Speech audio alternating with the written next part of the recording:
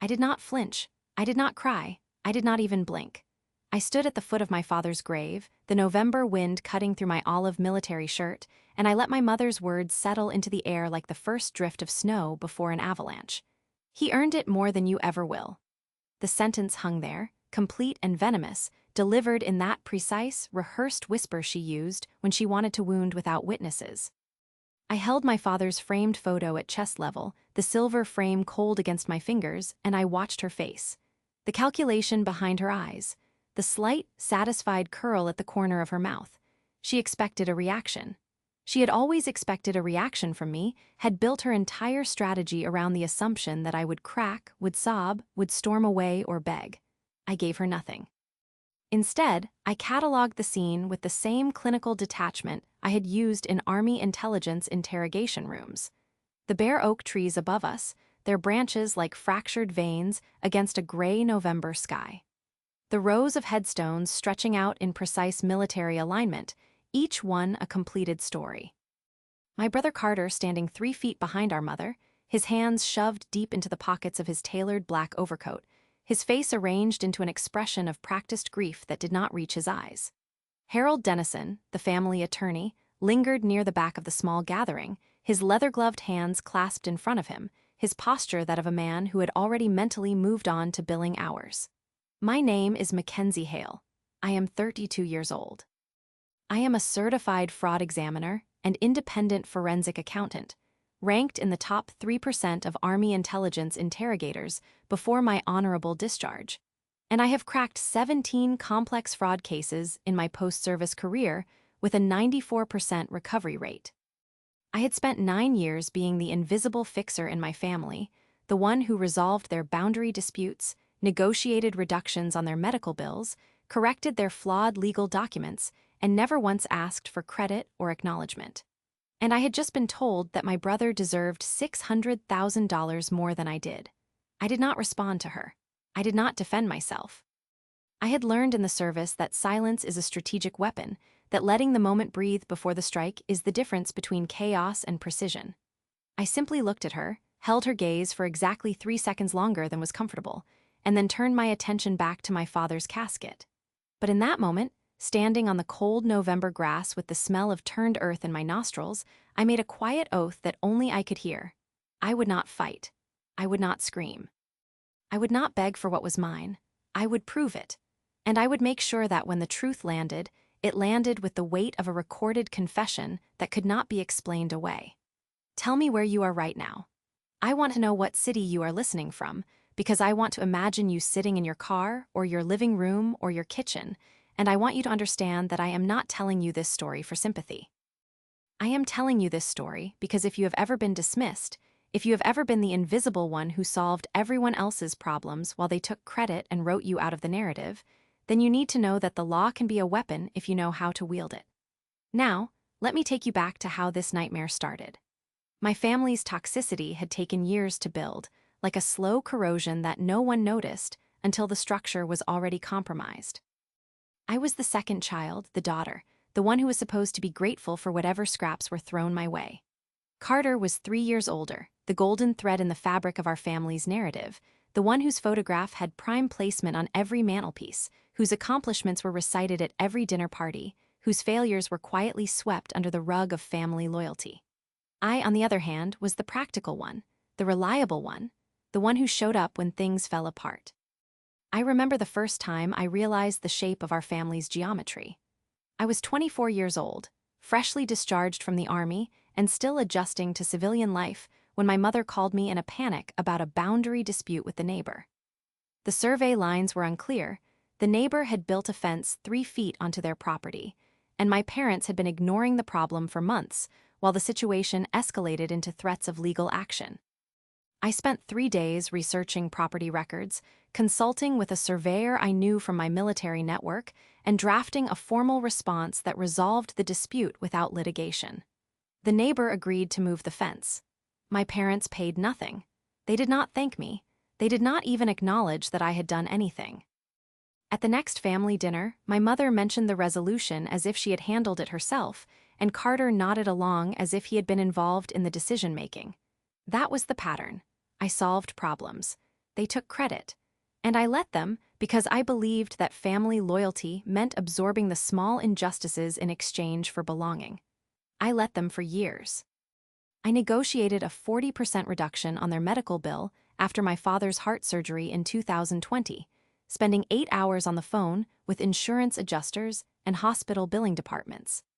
I privately corrected a flawed estate plan after their attorney retired in 2021, discovering that the beneficiary designations on their retirement accounts were outdated and would have created a tax nightmare. I did not tell them I had fixed it. I simply filed the corrected paperwork and waited for them to notice. They never noticed. My mother's wardrobe was a study in performative wealth. Cashmere sweaters in muted tones, designer handbags that she carried like armor, shoes that cost more than my monthly rent. She dressed for the audience of her social circle, for the women at her book club who whispered about their children's accomplishments, for the neighbors who measured success by square footage and surface appearances. Carter mirrored her, his suits tailored, his watch expensive, his smile practiced. I wore olive shirts and practical boots. I wore the uniform of someone who had learned that comfort and function were more important than display. I wore the uniform of someone who was not performing for anyone. I did not own a designer handbag, but I owned a small silver voice recorder, a Sony ICD PX470 that I had purchased after my first fraud investigation. I had learned that memories fade and witnesses change their stories, but a recording cannot be disputed. A recording is a permanent thing. I had no idea, standing in that beige living room with its overstuffed floral furniture and the faint smell of stale coffee, how important that recorder would become. The specialist who would eventually help me unravel the truth was a man named Ethan Cole. I had worked with him on 2 previous fraud cases, a certified fraud examiner and forensic accountant whose attention to detail was almost obsessive. He was the one who taught me that fraud always leaves a trail, that money moves in patterns, that the law is a language you have to learn to speak fluently. I met him for coffee 6 months before my father died, and he mentioned something that lodged in my brain like a splinter. "Mackenzie," he said, stirring his black coffee with careful precision, "the most dangerous assumption you can make is that people who love you will tell you the truth. Love and truth are not the same thing." I did not understand at the time how prophetic those words were. The 3 forensic objects that would become the pillars of my case were planted in my consciousness long before I knew they would be needed. The first was a monetary value, $486,000, the exact amount in the educational trust ledger my father had shown me when I was 22, explaining that he had set aside funds for both me and Carter to pursue advanced degrees. I had not used mine. I had joined the Army instead. But the number remained in my memory, precise and unshakable, like a bookmark in a book I had not finished reading. The second was a time on a clock. I remember looking at the antique grandfather clock in my parents' foyer during a family dinner in January of 2023, the hands showing exactly 3:47 in the afternoon, as my mother casually mentioned that she and my father were restructuring their affairs with Harold Dennison. She said it in the same tone she might have used to describe rearranging furniture. The third was a physical object, the small silver voice recorder, which I had begun carrying with me everywhere after my father's health started declining in late 2022. I told myself it was for taking notes during medical consultations, but somewhere beneath that explanation, I knew I was preparing for something darker. The first fracture came in February of 2023, 2 months after my father's death, when I discovered the email thread. I had been cleaning out my father's home office, the room my mother had not touched since he passed, and I found a folder tucked behind a row of law books on the bottom shelf. It was labeled Estate Planning, Final in my father's handwriting, and it contained correspondence between Beatrice Hale and Harold Dennison that dated back to September of the previous year. I did not open it immediately. I sat on the floor of that dusty office, the late afternoon light filtering through the blinds, and I felt the weight of the folder in my hands. I knew, with the certainty of someone who had spent years reading between the lines of human behavior, that whatever was inside would change everything. When I finally opened it, I found a string of emails that documented a plan to draft a new will, a plan to transfer assets to Carter before the estate went through probate, a plan to cut me out completely. The emails were careful, crafted in the language of legal precision, but the intent was unmistakable. My mother's voice came through in the phrasing, the insistence, the cold calculation. Harold Dennison's replies were measured, professional, full of assurances that the process was perfectly legal. I had been intercepting communications my entire career. I knew how to find the truth in the gaps between words. I did not cry. I did not scream. I did not call my mother and confront her with what I had found. Instead, I pulled out my silver voice recorder, placed it on the desk beside me, and pressed the record button. February 14th, 2023, I said, my voice steady. Documentation of discovery, evidence of coordinated asset transfer and exclusion from inheritance.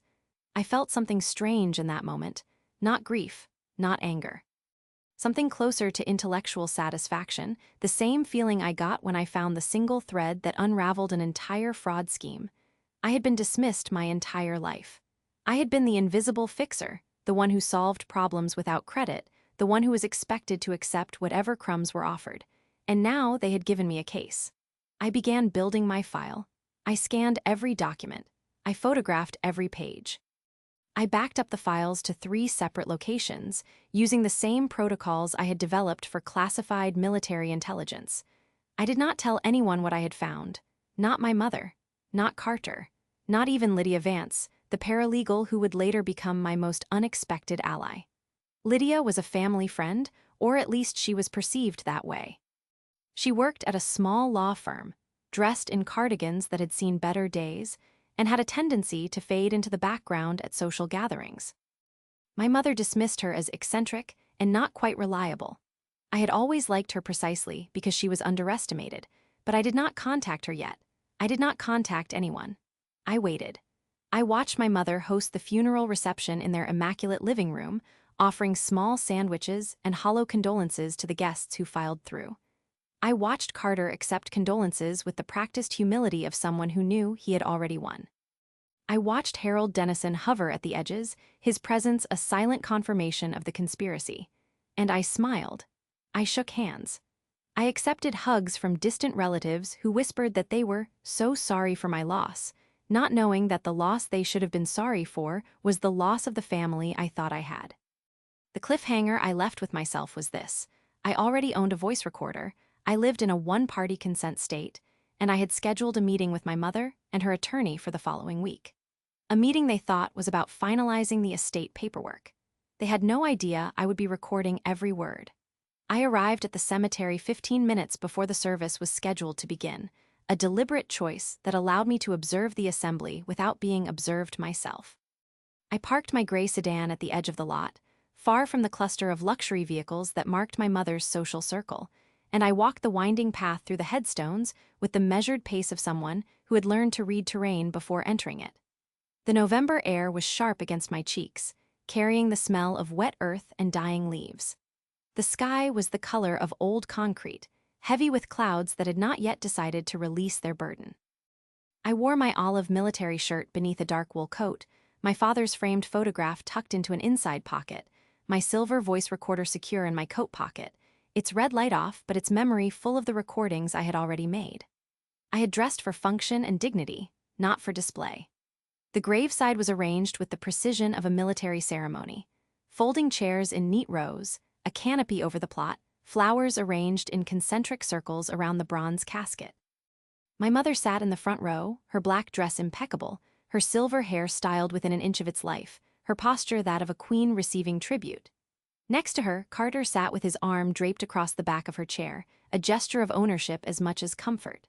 Behind them, scattered among the other mourners, I spotted Harold Dennison in a charcoal overcoat, standing slightly apart, his hands clasped behind his back like a pallbearer waiting for his cue. I did not sit with them. I stood at the back, near the bare oak tree that marked the boundary of the family plot, and I watched. The power dynamics of the room were written in every gesture, every glance. My mother's chin was lifted, her eyes scanning the crowd with the reflexive calculation of a woman who measured every interaction by its social utility. She nodded to the women from her book club, accepted condolences with practiced grace, and occasionally touched Carter's arm as if to remind everyone that he was her chosen heir. Carter played his role flawlessly, his face arranged into an expression of dignified grief, his hand shaking as he accepted handshakes from older men who patted his shoulder and told him to be strong. I cataloged the tells. My mother's left hand, resting on her knee, her fingers tapping a rhythm that did not match the pace of the service. Carter's right foot, which he kept shifting inside his polished black shoe, a subtle but constant motion that betrayed his impatience. Harold Dennison's eyes, which kept drifting toward me with a frequency that was not casual, a surveillance that confirmed I was the variable he had not yet accounted for. They did not know what I knew. They did not know about the recordings. The service itself was a blur of words I did not absorb. The pastor spoke of my father's kindness, his dedication to his family, his love for his children. I heard the words, but they passed through me like wind through bare branches, because the person they were describing was not the man I had known. The man I had known was a passive enabler, a man who had sat silently while my mother made decisions, who had signed documents without reading them, who had loved me in theory but never in practice. When the service ended, the mourners began to disperse in small clusters, their voices rising to a low hum of conversation. My mother stood, smoothed her dress, and turned to face the crowd with the practiced warmth of a hostess at a party. She began making her way through the attendees, touching shoulders, exchanging murmured words, her path curving deliberately away from me. I stayed by the oak tree. It was then that my mother approached me. She excused herself from a conversation with a gray-haired woman I did not recognize and walked toward me with the measured stride of someone who had rehearsed this moment. Carter followed 2 steps behind her, and Harold Dennison materialized from the crowd to stand at her side, a triangle of power closing around me. "I want to speak with you privately," she said, her voice low and controlled. I did not step back, I did not shift my weight, I simply looked at her and waited. "Your father and I made decisions," she continued, her eyes scanning my face for a reaction. "Decisions about the estate. We left everything to Carter. It's what your father wanted." Carter nodded, his expression carefully neutral. Harold Dennison cleared his throat, a sound that was meant to convey legal authority. "And the $600,000? I asked. My voice was even, clinical. My mother's eyes flickered, just slightly, just enough. "He earned it more than you ever will." There it was, the line. Spoken with the same venom she had used at the graveside, but now with an audience of 3, delivered in the shadow of my father's casket as if it were a closing argument. I did not scream. I did not cry. I did not even change my breathing. I looked at her face and I noticed the slight, desperate twitch in her left eyelid, the way her lips pressed together after she spoke, the unconscious signal of someone who was not as certain as she wanted to appear. I looked at Carter, and I saw the way his jaw tightened, the defensive hardening of a man who knew he was standing on stolen ground. I looked at Harold Dennison, and I saw the way he adjusted his tie, a gesture of discomfort that the best attorneys never fully suppress. And I said nothing. I let the silence stretch. I let the moment breathe. I let them stand there, victorious and exposed, believing that their words had landed, believing that they had won. And they thought that was the ending. But they did not know about the folder in my apartment. They did not know about the recordings on my voice recorder. They did not know about the educational trust ledger I had found in my father's desk, the one that showed $486,000 set aside for my education, the one that my mother had conveniently forgotten to mention when she distributed the assets. They did not know that I had already contacted Ethan Cole. I turned and walked away. I did not look back. I walked the winding path through the headstones with the same measured pace I had used on arrival, my boots steady on the gravel, my hands in my coat pockets, my fingers brushing against the cold metal of my voice recorder. I reached my car, opened the door, and sat in the driver's seat for a long moment. The engine started with a quiet hum. I pulled out of the lot without haste, without drama, without the tears they were probably hoping I would shed. I drove to my apartment, a modest 1-bedroom on the 3rd floor of a building built in the 1920s, and I sat down at my desk. The folder was where I had left it, tucked beneath a stack of case files. I opened it and spread the contents across the polished wood surface. The false will document, undated, signed by Beatrice Hale, witnessed by Harold Dennison, with a forged executor signature that I had already analyzed under magnification.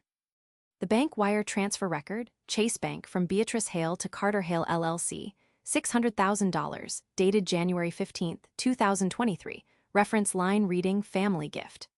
The educational trust ledger, detailing $486,000, the funds my father had set aside for both me and Carter, untouched and unacknowledged. I pulled out my phone and dialed the number I had saved under a contact name that would mean nothing to anyone else. "Lydia," I said when she answered. "It's Mackenzie. I need your help with something." Lydia Vance arrived at my apartment 45 minutes later. She wore a cardigan the color of oatmeal, her graying hair pulled back in a loose ponytail, her glasses perched on her nose in a way that made her look exactly like the harmless eccentric my mother dismissed her as. But I knew better. I had seen her work. I had seen her catch a notary seal forgery that 3 other paralegals had missed. "I need you to look at something," I said, gesturing to the documents spread across my desk. She sat down without ceremony, pulled the false wool toward her, and adjusted her glasses. Her eyes moved slowly across the page, then stopped. She leaned closer, then pulled a small magnifying glass from her cardigan pocket.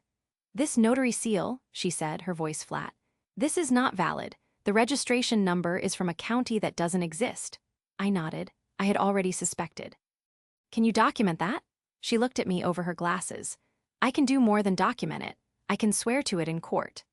2 hours later, I was sitting across from Ethan Cole in his office, a glass-walled space on the 10th floor of a building downtown. He was a tall man in his late 40s, with silver at his temples and the kind of calm patience that came from years of examining ledgers and bank statements. He listened without interruption as I laid out the case. The false will, the fraudulent transfers, the educational trust that had been ignored, the recorded conversations that documented the conspiracy. "The UVTA," he said when I finished. "Uniform Voidable Transactions Act.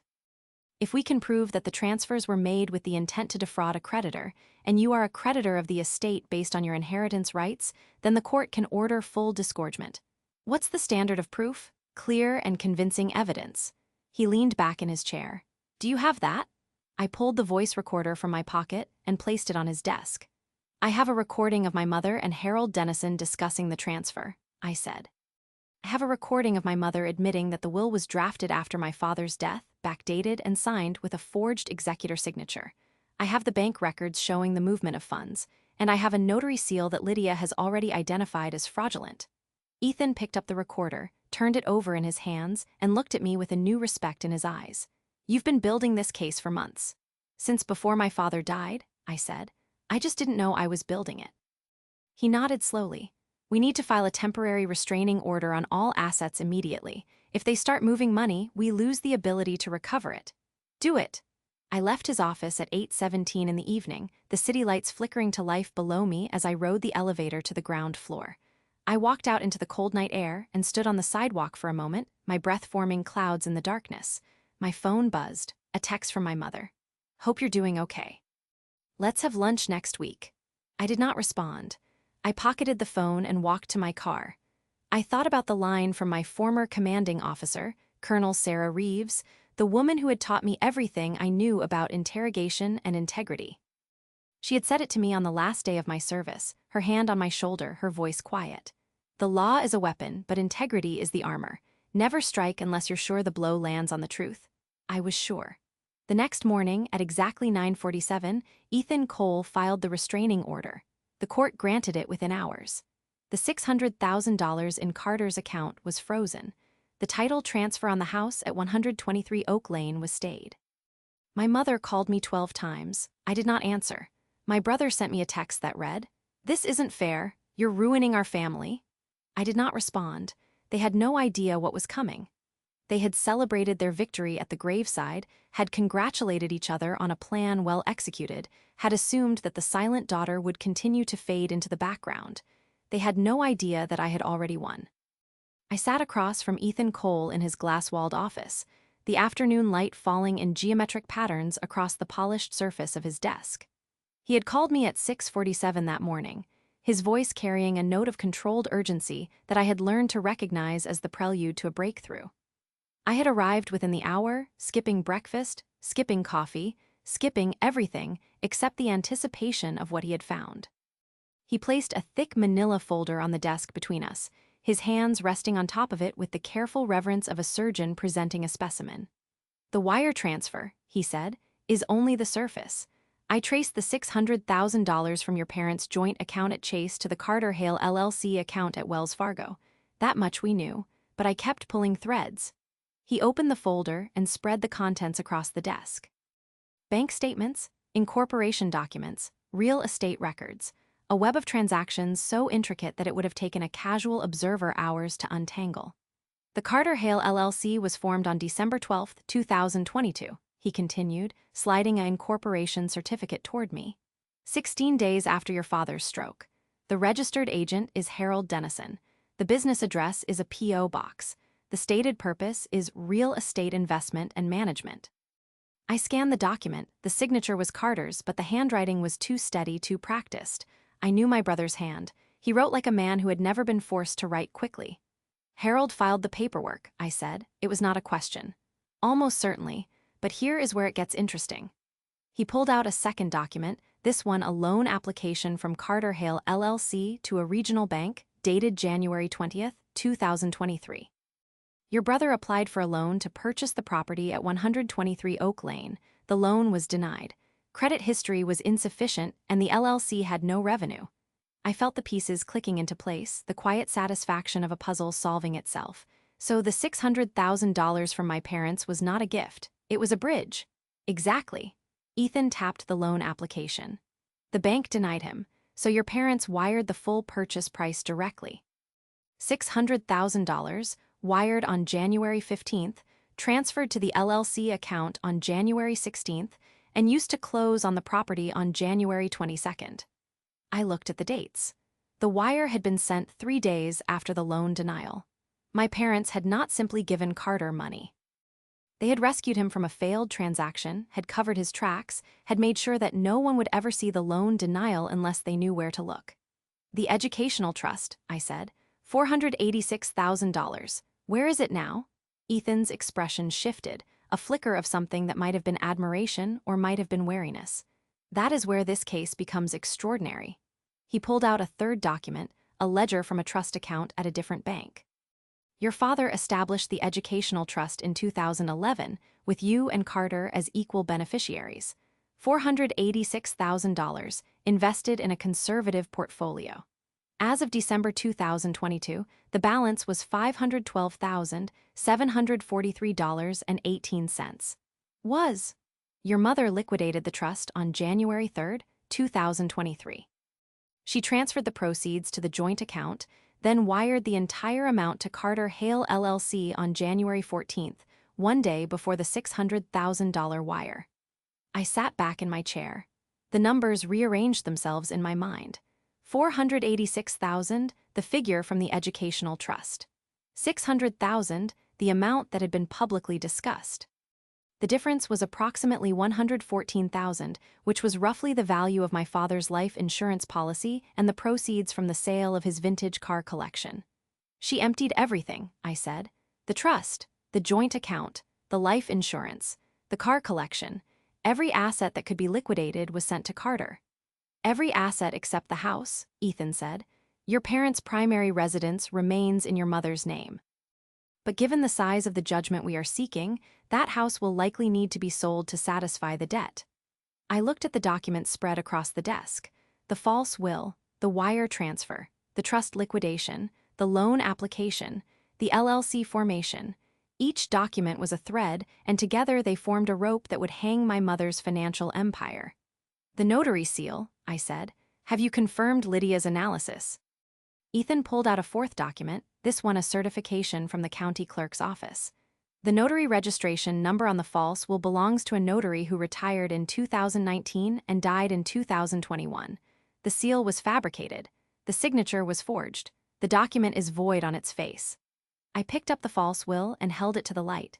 The paper was high quality, the kind used for legal documents, but the ink was too fresh, the edges too crisp.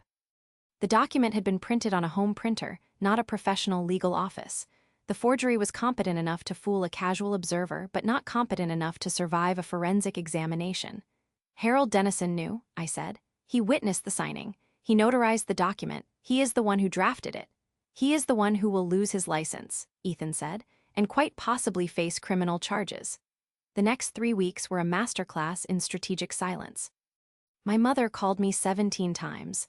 I answered twice, both times keeping the conversations brief and neutral, never revealing what I knew, never giving her any indication of the storm that was gathering. She asked about my work, about my apartment, about whether I had thought about the estate situation. I told her I was busy with a case. I told her I would call her back. I told her exactly what she expected to hear from the passive, invisible daughter. Carter sent me 11 text messages. The first few were defensive, accusatory, demanding to know why I had frozen his accounts.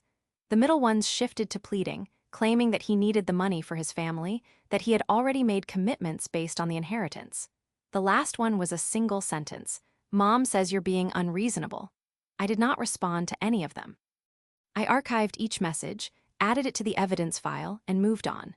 Harold Dennison sent me a letter on firm letterhead, informing me that my actions were legally baseless, and that I would be held responsible for any damages resulting from the frivolous restraining order. I scanned the letter, added it to the evidence file, and did not respond. The psychological warfare was calculated and deliberate. They were trying to provoke me, to draw me into a public confrontation, to make me lose my composure and say something that could be used against me in court. They wanted me to scream. They wanted me to cry. They wanted me to prove that I was exactly what they had always believed me to be, the emotional, irrational daughter who could not handle the truth. I gave them nothing. Let me ask you something. If you have ever been the one who held the proof while everyone else assumed you were wrong, if you have ever sat in a room full of people who dismissed you, and known that you held the evidence that would destroy their case, then you know what I felt in those weeks. It was not anger. It was not satisfaction. It was something closer to the calm that settles over a battlefield after the last shot is fired, but before the silence is broken. That is where the tension lives, in the space between knowing and acting. The reconstructed scenes of their gloating arrived in unexpected ways. A mutual friend forwarded me a text chain in which Carter complained to his golf partners about my sister's ridiculous lawsuit. A neighbor mentioned that my mother had been telling the book club that I was going through a difficult time and that she was praying for me. At a family gathering I did not attend, my mother reportedly stood in the center of the living room, her wine glass raised, and announced that she had done the right thing and that Mackenzie will understand eventually. All of these reports went into the evidence file, not because they had legal value, but because they documented the pattern. They showed the arrogance. They showed the assumption that I would eventually give up, that I would accept my role as the grateful daughter who stepped aside for her brother. I let them talk. I let them celebrate. I let them believe that the restraining order was a temporary inconvenience that would be resolved when the judge saw how unreasonable I was being. They had no idea that I had already deposed the notary's widow. They had no idea that I had obtained bank records showing that Harold Dennison had received a $30,000 consulting fee from Carter Hale LLC in January of 2023. They had no idea that I had a recording of my mother explicitly stating that the will was backdated.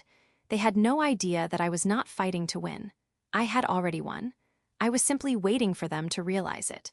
The final nights before the hearing were the most methodical of my life. I converted my dining room table into a war room.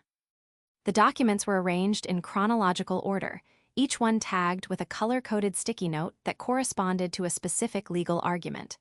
Blue for fraudulent transfer, yellow for forgery, green for breach of fiduciary duty, red for the recordings.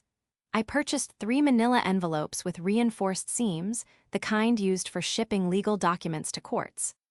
I labeled each one with the case number, the date, and the recipient: Judge Margaret Chen, Probate Court, 2nd Judicial District. I sealed each envelope with red wax, using the stamp I had inherited from my grandfather, a man who had been a lawyer in an era when the law was still treated as a sacred trust. Lydia arrived at 8 in the evening on the second-to-last night, carrying a cardboard box filled with her own notes. She had spent the past 3 weeks compiling a detailed analysis of the notary seal forgery, complete with photographs, magnification scans, and a sworn affidavit. She had also found something else. "There is a second notary seal on the document," she said, pulling out a magnified image. "Look here at the bottom corner, faint, almost invisible, but it is there." I leaned closer. She was right. There was a second seal, pressed so lightly that it was barely visible, overlapping the forged seal. "This is the original seal," she said. "The one from the real notary. It was pressed first, then the document was altered, then the forged seal was added on top to cover the original. Can you prove that? I can prove that the original seal belongs to Mary Chen, a notary who worked in Harold Dennison's office until she retired in 2022. I have a sample of her seal from a document she notarized in 2021. The alignment is exact. I looked at the image, then at Lydia. Her cardigan was rumpled, her hair escaping from its ponytail, her glasses smudged. She looked exactly like the eccentric, harmless woman my mother dismissed at dinner parties. "You are extraordinary," I said. She smiled, a quiet, tired smile. "I know." Ethan arrived at 9, carrying a laptop and a portable printer. He had prepared the final version of the complaint, the motion for summary judgment, and the memorandum of law that would serve as the backbone of our case. The memorandum was 73 pages long, citing cases from 12 different jurisdictions, building an argument that the Uniform Voidable Transactions Act applied to this situation with the force of a sledgehammer. "Carter's attorney called me today," he said as he set up the printer. "He offered a settlement. $150,000, paid in installments over 5 years, in exchange for dropping all claims." "What did you say?" "I said we would take it under advisement." He looked at me with the faintest hint of a smile.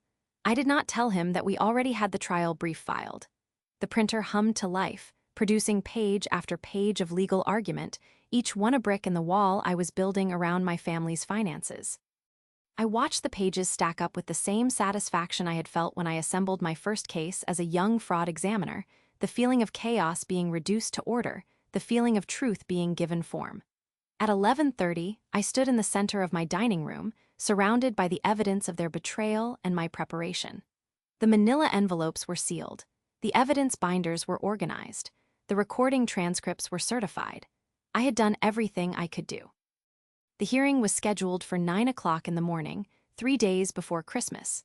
My mother had sent out the family holiday cards the week before, a photograph of her and Carter standing in front of the house at 123 Oak Lane, smiling as if they had not just stolen my inheritance. I had received the card in the mail, had looked at the photograph, and had added it to the evidence file. They had no idea that I was bringing the recordings.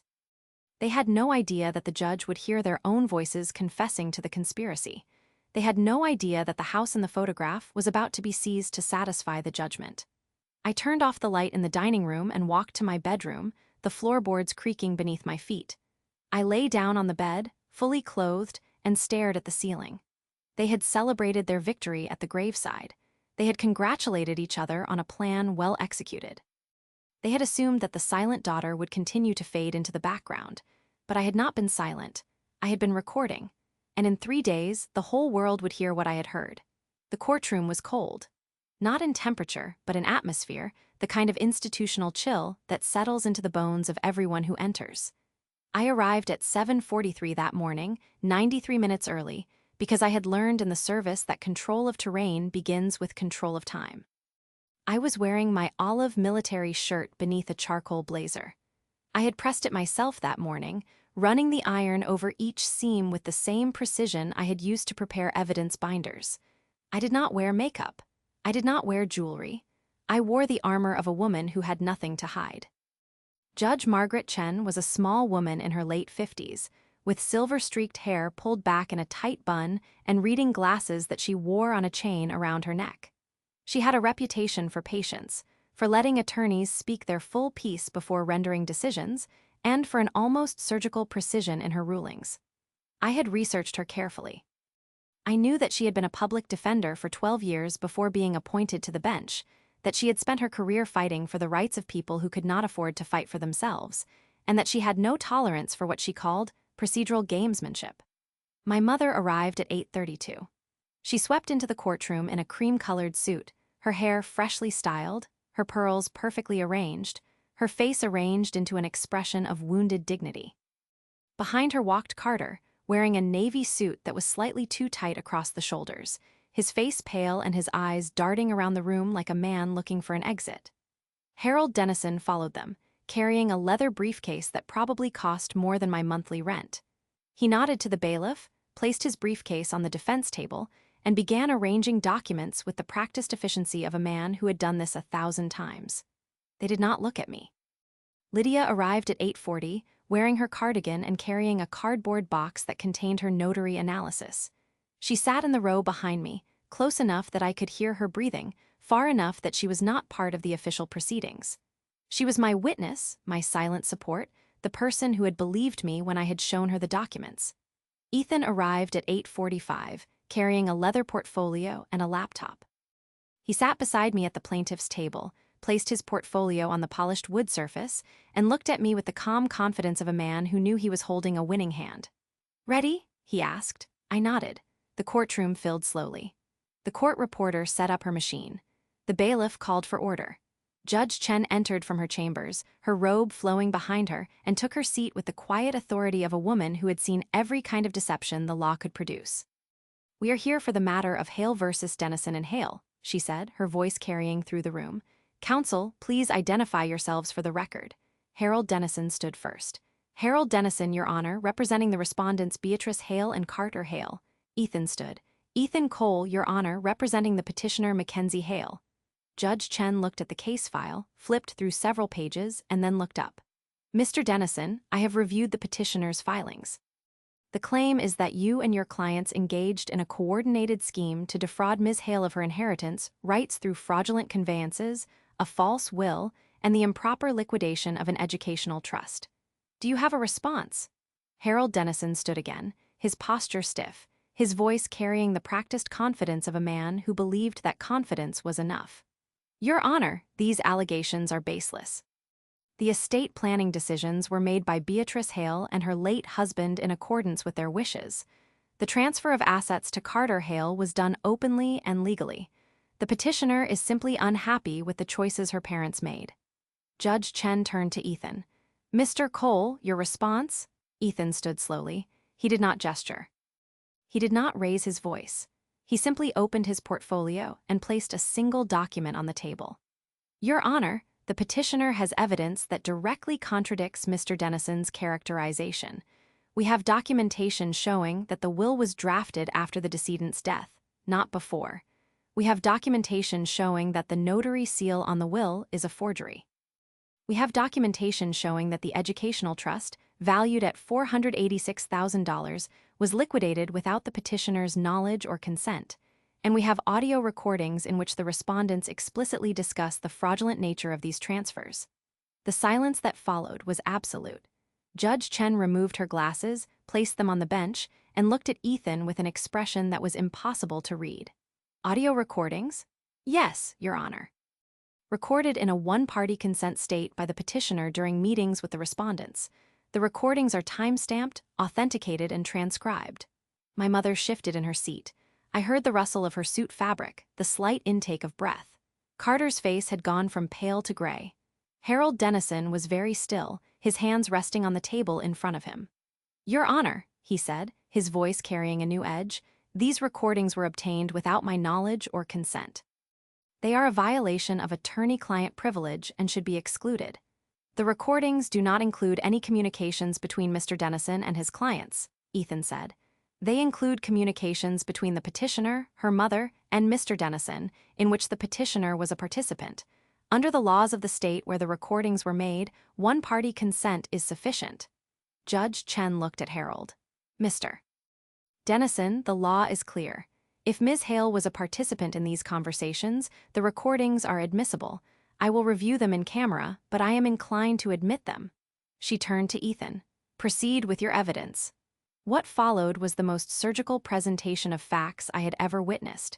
Ethan began with the educational trust.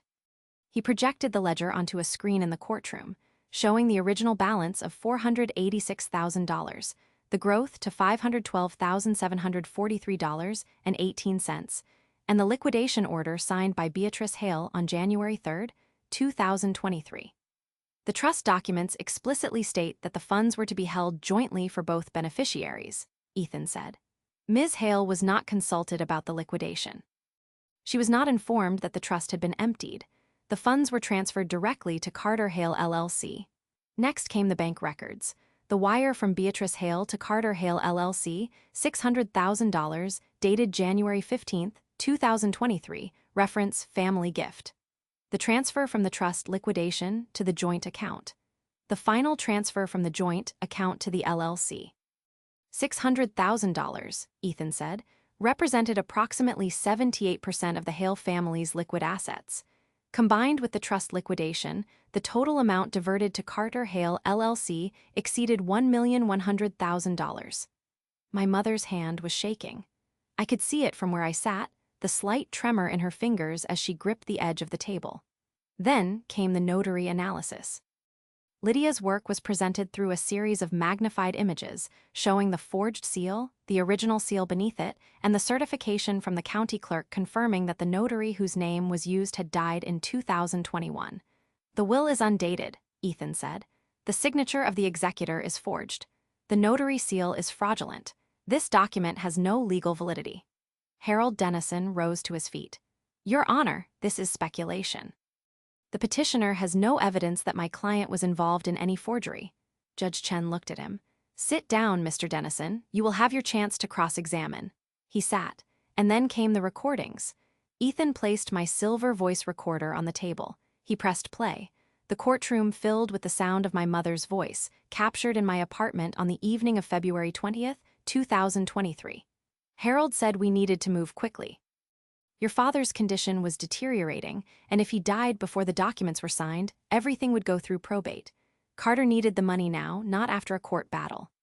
I heard my own voice on the recording, calm, measured, asking questions that sounded innocent. What about the educational trust? Already handled. I liquidated it last month. The funds are in the LLC account. It's all legal, Mackenzie. Harold said so. The recording continued. My mother's voice grew more irritated, more defensive, more revealing. This is what your father wanted. He told me before the stroke that he wanted Carter to have the house. He said you had your own life, your own career, that you didn't need the money. I looked at the courtroom as the recording played. My mother's face was frozen, her jaw tight, her eyes fixed on a point on the wall. Carter was staring at the table, his hands clasped in front of him, his knuckles white. Harold Dennison had not moved. The recording ended. The silence that followed was heavier than any sound. Your Honor, Ethan said, the petitioner requests that the court find that the transfers to Carter Hale LLC were fraudulent conveyances under the Uniform Voidable Transactions Act. We further request that the court order full disgorgement of all assets, plus interest and legal fees, and that the court find Mr. Dennison personally liable for his role in drafting and notarizing the false will. Judge Chen looked at Harold. Mr. Dennison, do you have anything to say? He stood slowly, his face pale, his hands trembling slightly. Your Honor, I acted in accordance with my client's instructions. I believed the documents were valid. You believed. Judge Chen's voice was cold. You are an officer of the court, Mr. Dennison. You do not believe documents are valid. You verify them. You witnessed a signature on an undated will. You notarized a document with a forged seal. You facilitated the transfer of over $1 million in assets without the knowledge or consent of a beneficiary. She turned to my mother. Mrs. Hale, do you have anything to say? My mother stood. Her voice was steady, but her hands were shaking. This is my family, Your Honor. I made decisions that I believed were best for my children. Mackenzie has always been difficult. She has always been distant. Carter was the one who was there for us. He deserved the money. Judge Chen looked at her for a long moment. Mrs. Hale, I have reviewed the evidence. I have heard the recordings. I have seen the documents. I have seen the forged will, the fraudulent notary seal, the empty trust account. And I have heard you say on tape that you liquidated the trust in secret and transferred the proceeds to your son. She paused. I am granting the petitioner's motion for summary judgment. The transfers to Carter Hale LLC are hereby voided under the Uniform Voidable Transactions Act. All assets, including the property at 123 Oak Lane, the proceeds of the educational trust, and all other funds transferred to Carter Hale LLC, are to be returned to the estate. Interest at the statutory rate shall apply from the date of each transfer. All legal fees incurred by the petitioner shall be paid by the respondents, jointly and severally. Harold Dennison's face was ashen. He sat down heavily, his hands gripping the edge of the table as if he needed the support. Furthermore, Judge Chen continued, I am referring the matter of the forged notary seal to the State Bar Association for investigation and potential disciplinary action. Mr. Dennison, I suggest you obtain legal counsel. She paused, her eyes sweeping across my mother, my brother, and their attorney. I have one more thing to say. Ms. Hale, would you stand? I stood. Judge Chen looked at me with an expression that was not quite approval, but was something close to respect. Ms. Hale, the evidence in this case was prepared with extraordinary thoroughness. The documentation was complete, the recordings were properly authenticated, the legal arguments were well supported. You did not come to this court with speculation or emotion, you came with proof. Thank you, Your Honor. Your family made a choice to exclude you, they made a choice to deceive you, and they made a choice to do it using legal documents that they believed would protect them. But the law is not a shield for deception. It is a sword for truth. You wielded it well. I sat down. My mother's face was a study in controlled devastation. The composed facade had cracked, revealing the raw fury beneath. She did not look at me. She looked at the judge, then at Harold, then at Carter, her eyes moving from face to face as if searching for someone to blame. Carter's hands were shaking. He had not spoken once during the entire proceeding, had not said a single word in his defense. He sat there, the golden child who had been given everything, and I watched the realization settle over him like a fog. The house was gone. The money was gone. The future he had been promised was gone. Harold Dennison gathered his documents with trembling hands. He did not look at anyone. He simply collected his papers, placed them in his briefcase, and walked out of the courtroom without speaking. The bailiff called the next case. I stood, collected my materials, and walked down the aisle past my mother and my brother. I did not stop. I did not gloat. I did not offer any words of comfort or triumph. Lydia fell into step beside me. Ethan followed. We walked out of the courtroom and into the hallway where the fluorescent lights hummed overhead and the smell of stale coffee hung in the air. Mackenzie, my mother's voice called out behind me. I stopped. I did not turn around. You've destroyed this family. I turned slowly. My mother stood at the courtroom door, Carter behind her, his face pale and his eyes red. No, Mother. You destroyed this family when you decided that I did not matter. You destroyed it when you forged documents and liquidated trusts and told yourself that it was legal. You destroyed it when you stood at my father's grave and told me that Carter earned the money more than I ever will. I paused. This family was already gone. I just proved it. I turned and walked away. The fallout was immediate and absolute. The property at 123 Oak Lane was seized within 2 weeks. Carter's family was forced to move out, their furniture piled on the lawn, their children crying as they watched their home being taken away. My mother's bank accounts were frozen to satisfy the interest and legal fees. The house she had lived in for 30 years was listed for sale. Her retirement accounts were liquidated. Harold Dennison's law license was suspended pending investigation. The State Bar Association filed formal charges within a month. Carter called me 15 times in the week after the judgment. I did not answer. He sent texts, emails, even a handwritten letter that arrived in my mailbox. The letter was apologetic, almost pathetic, full of pleas for forgiveness and explanations that tried to shift the blame onto our mother. I read the letter, placed it in the evidence file, and did not respond. My mother sent me a single text message, "I hope you're happy." I did not respond. On a gray Tuesday in January, I received a call from an unfamiliar number. I answered. "Hello? Mackenzie?" The voice was weak, tired, barely recognizable. "Who is this?" It's your father." I sat down. "Dad, heard about the trial." He paused, his breath labored. "I'm sorry, Mackenzie. I knew what your mother was doing. I should have stopped her. I should have protected you. You're alive, in a manner of speaking." He coughed.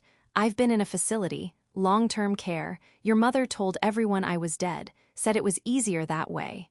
I closed my eyes. "Why are you calling me now?" "Because I read about the trial, in the newspaper. And I realized that my daughter is the only one in this family who ever told the truth." We spoke for 20 minutes. He told me about the nursing home, about the stroke that had left him partially paralyzed, about the conversations he had overheard between my mother and Harold Dennison. He told me that he had tried to stop them, but that my mother had threatened to cut off his care. "She said she would leave me in a county hospital if I interfered," he said. I was scared, Mackenzie. I was weak. You were a victim too, Dad. I was, but that doesn't excuse what I allowed to happen to you. I did not forgive him, not completely, but I did not hang up. "You can visit me if you want," he said. "I'm at Meadowbrook Rehabilitation Center, room 217. I'll think about it." I did not visit him, not yet, but I did send a check to the facility to cover his care for the next 6 months. The epilogue begins in a sunlit corner office on the 14th floor of a glass tower. My name is on the door. Mackenzie Hale, CFE Managing Partner. The view stretches across the city skyline, a panorama of steel and glass and the blue-gray of distant mountains. I placed the small silver voice recorder on the mantelpiece, next to a framed photograph of my father taken before the stroke, when he was still healthy, still vibrant, still capable of making choices. The recorder sits there like a talisman, a reminder that some words cannot be erased. I have learned 5 things. Let me share them with you. First, family love is often conditional on your usefulness. I spent years being the invisible fixer, the one who solved problems without credit, the one who was expected to accept crumbs in exchange for loyalty. I learned that love which requires you to shrink is not love at all. It is a transaction disguised as affection. Second, documentation is the only loyalty that lasts. Memory fades, people change, narratives shift. But a recording, a document, a bank statement, those things remain. They do not lie, they do not forget, they do not rewrite history to suit their needs. Third, the law favors those who work within it, not those who cry. My mother and brother believed that emotion would win the day. They believed that I would break, that I would retreat, that I would accept my fate because I was the daughter and he was the son. But I did not cry in that courtroom. I brought evidence. I brought proof. I brought the law. Fourth, a quiet life is not a weak one. For years, I believed that my silence was a weakness, that my refusal to fight openly was a sign of cowardice. But I learned that silence can be a strategy. It can be a weapon. It can be the space in which you gather the evidence that will destroy your enemies without them ever knowing you were holding a blade. Fifth, revenge is best served as justice, not chaos. I did not scream. I did not hit. I did not burn down their house or slash their tires or spread rumors about their affairs. I filed a civil lawsuit. I presented evidence. I let the law do the work. And when it was over, I walked away with my integrity intact. I did not steal my brother's future. I simply reclaimed what was always mine. The truth is that they never expected me to fight. They believed that I would accept their narrative, that I would fade into the background, that I would continue to be the dependable daughter who solved problems and asked for nothing. They underestimated the power of a woman who has been trained to find the truth in a sea of lies. I look at the voice recorder on the mantelpiece, and I think about the recording that was played in court. My mother's voice, captured forever, confessing to the conspiracy that she thought would never be revealed. She thought she could rewrite the past. But a recorded confession is a permanent thing. Keep your boundaries strong. Guard your peace, and I will see you in the next.